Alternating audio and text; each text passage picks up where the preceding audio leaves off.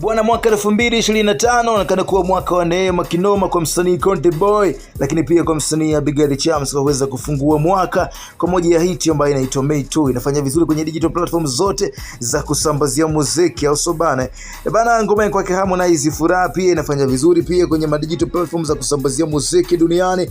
Ngoja nikakusanue ngoma yake bana Konde Boy iliweza kusumbua kinoma kwenye digital platforms za kusambazia muziki.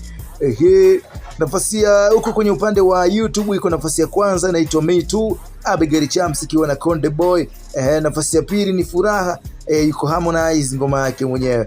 Na kwenye upande wa ngoma ambazo na trend kinoma kwenye upande wa video kama kawaida, Harmonize na Abigail Chams nafasi ya kwanza, nafasi ya pili ni mkari Konde Boy. Sasa huko kwenye upande wa Boomplay, Harmonize yuko nafasi ya kwanza pale, au so bana. Nafasi ya kwanza kwenye upande wa Boomplay ili kubwa kinoma kwa mkari Konde Boy.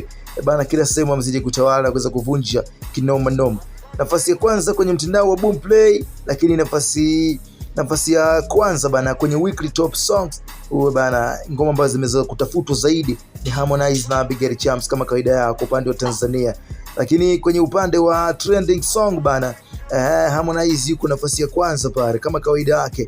Lakini kwenye YouTube Daily Chart ambapo ngoma ya kwa Harmonize iko nafasi ya kwanza ikiwa imeweza kusikilizwa na watu 62507, huko Abigail Chams akiwa na Konde Boy unaweza kutazama mara 61189. Huyu ni Konde Boy kutokea mwaka 2025, amezidi kusumbua kinoma kwenye anga la kiburudani kutokea nyumbani Tanzania.